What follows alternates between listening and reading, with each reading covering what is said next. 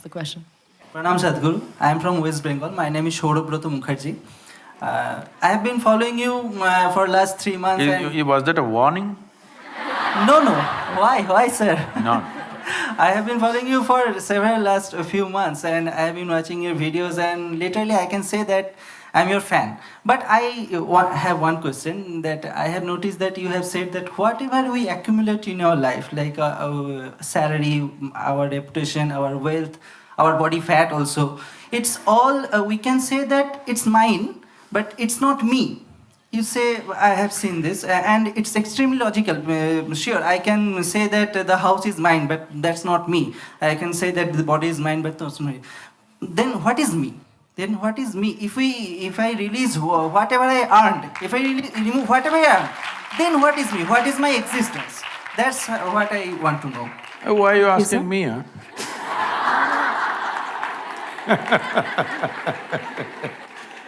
Listen now. Well, what is you?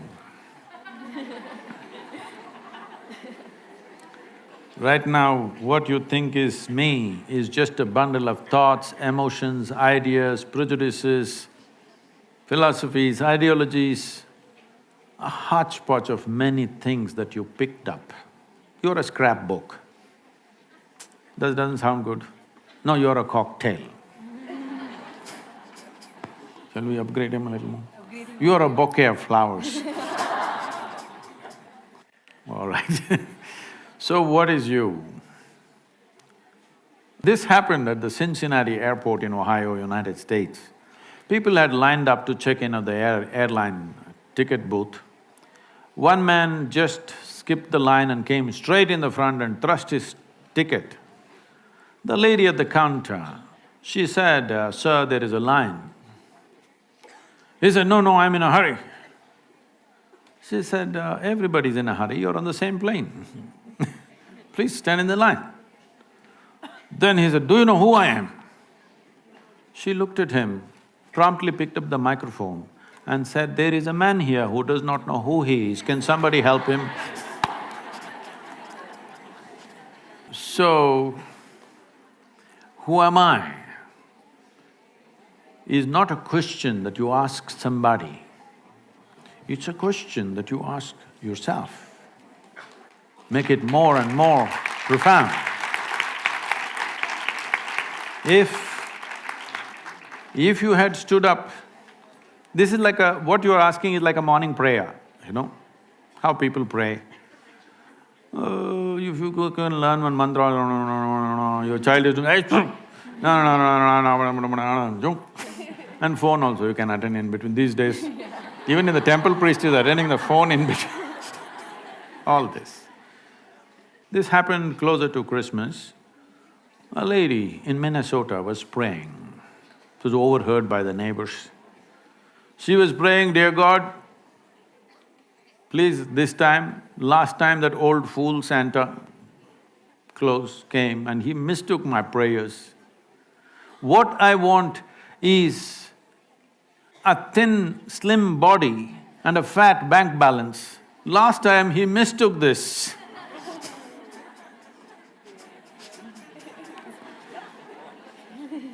Why I'm saying this is, you please look at all the prayers on the planet.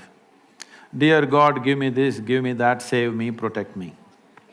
Does it look like something divine or does it look like simple survival?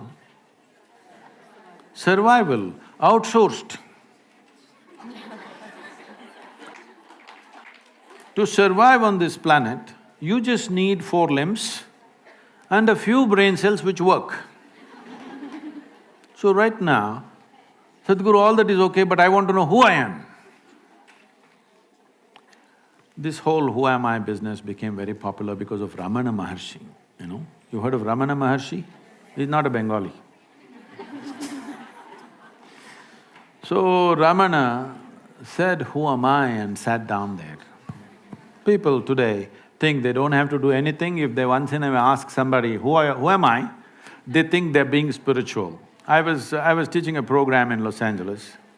There's a bunch of people, about 150 people, all prominent people, many of them from the Hollywood crowd.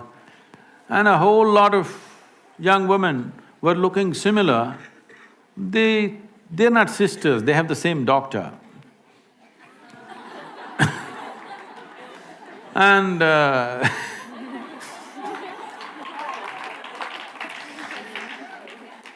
and then one of them says, Sadhguru, I'm just teaching them a simple 21-minute practice. Why? To turn you inward. Because you're asking this question out. You will not find anything. If I tell you you are an Atman, Paramatman, nonsense, where does it take you? Just more vocabulary. See, if I tell you are a soul, you are a divine entity, you are Atman, you are Paramatman, you didn't get anywhere. You just got more nonsensical vocabulary. That's all you got. So I said, we're teaching you a simple process, 21 minutes, how to turn inward. But you're telling us all this 21 minutes we have to do all this, but Ramana Maharshi said, you don't have to do anything. I said, whoa, Ramana got to Los Angeles? But Ramana did nothing, that's a fact. He simply sat like that, cross-legged. Simply doing nothing, absolutely. Rodents came and bit and ate his flesh. It festered, wounds, became worm-infected. He simply sat doing nothing. If you can do that kind of doing nothing, immediately there is an answer, all right? But now in California, they made like this, if a mosquito bites, they'll call 911. Yes, that's how it is. In this state, you don't ask. So right now, if this is an existential question, this is not a small question. You don't know who you are, is it a small problem? Huh? It is a fundamental problem, isn't it? And you're getting up and introducing yourself, where you, Bengal you come from and everything, and now you're asking the question is not matured yet. If you stood up and you could not ask question and tears came to you, I would have answered this question completely differently. But now it's a joke, so I'm joking with you. Is that okay? Huh? Question is there, it's a good thing, the question is there. But the question needs sharpness to penetrate. It still doesn't have enough intensity that it can penetrate something. It's right now a casual question. So right now, I can tell you something, who you are, but it's not in your experience. If I tell you something which is not in your experience, what can you do? You can believe it or you can disbelieve it. If you believe it, you are not any closer to it. If you disbelieve it, you're not any closer to it. If you believe me, you can go and tell some fancy positive story. If you disbelieve me, you can go and tell some negative story about me. But you have not moved an inch, isn't it? Yeah. So if you genuinely, if this question is burning within you, if tonight, if this question bothers you so much, you cannot sleep, you cannot sit, you cannot stand, if it bothers you like that, then you come, I'll give you something else, something totally different.